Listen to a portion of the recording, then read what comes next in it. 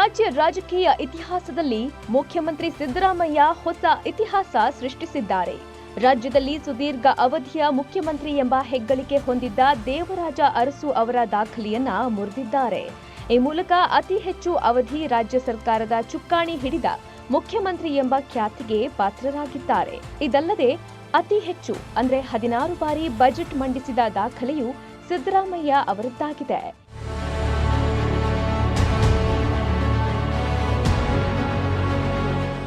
ಸಾಮಾಜಿಕ ನ್ಯಾಯಕ್ಕಾಗಿ ಹೆಸರುವಾಸಿಯಾಗಿದ್ದ ದೇವರಾಜ ಅರಸು ಅವರು 2 ಅವಧಿಗೆ 2789 ದಿನಗಳು ಅಂದ್ರೆ 7 ವರ್ಷ 239 ದಿನ ಮುಖ್ಯಮಂತ್ರಿಯಾಗಿದ್ದರು.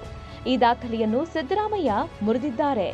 ಅರಸು ಅವರು 1972 ಮಾರ್ಚ್ 20ರಿಂದ 1980 ಜನವರಿ 7ರವರೆಗೆ ಸತತ 7.5 ವರ್ಷ ಸಿಎಂ ಆಗಿ ಕಾರ್ಯನಿರ್ವಹಿಸಿದ್ದರು. ಸಿದ್ದರಾಮಯ್ಯ ಅವರು 2013ರಿಂದ 2018ರ ಅವಧಿಯಲ್ಲಿ ಮೊದಲ ಬಾರಿ 1829 ದಿನ ಸಿಎಂ ಆಗಿದ್ದರು. 2023ರ ಮೇ 20ರಿಂದ ಎರಡನೇ ಬಾರಿಗೆ ಸಿಎಂ ಆಗಿದ್ದು ಒಟ್ಟಾರೆ 7 ವರ್ಷ 240 ದಿನ ಪೂರೈಸುವುದರೊಂದಿಗೆ ಅರಸು ದಾಖಲೆ ಮುರಿದಿದ್ದಾರೆ.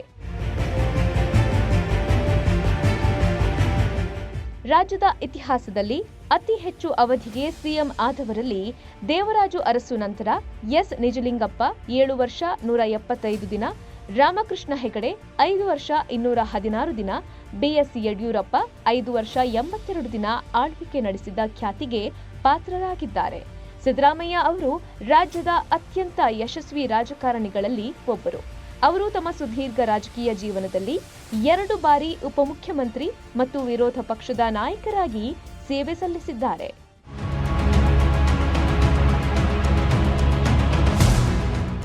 ಎರಡು ಲೋಕಸಭಾ ಚುನಾವಣೆಗಳಲ್ಲಿ ಸೋತಿದ್ದ ಅವರು 9 ಬಾರಿ ಶಾಸಕರಾಗಿದ್ದಾರೆ. ಕೆಲವರು ದೇವರಾಜ ಅರಸು ಅವರೊಂದಿಗೆ ಸಿದ್ದರಾಮಯ್ಯ ಅವರನ್ನ ಹೋಲಿಕೆ ಮಾಡುತ್ತಾರೆ. ಆದರೆ ಈ ಹೋಲಿಕೆ ಸರಿಯಲ್ಲ ಎಂದು ಸಿದ್ದರಾಮಯ್ಯ ಅವರೇ ಹೇಳಿದ್ದಾರೆ. ಸಿದ್ದರಾಮಯ್ಯ ಅವರನ್ನ ದಾಖಲೆಗಳ ಸರ್ದಾರ, ದಾಖಲೆ ರಾಮಯ್ಯ, ಅನ್ನರಾಮಯ್ಯ ಮುಂತಾದ ಬಿರುದುಗಳೊಂದಿಗೆ ಕರೆಯಲಾಗುತ್ತದೆ. ಅರಸು ದಾಖಲೆ ಮುರಿದ ಹಿನ್ನೆಲೆಯಲ್ಲಿ ಸಿದ್ದರಾಮಯ್ಯ ಅವರಿಗೆ ಪ್ರಿಯವಾದ ನಾಟಿ ಕೋಳಿಯ ಸಾರಿನ ಔತಣ ಸೇರಿದಂತೆ ಮತ್ತಿತರ ವಿಶೇಷ ಕಾರ್ಯಕ್ರಮಗಳನ್ನು ಆಯೋಜಿಸುವ ಮೂಲಕ ಅಭಿಮಾನಿಗಳು ಸಂಭ್ರಮಿಸಿದ್ದಾರೆ.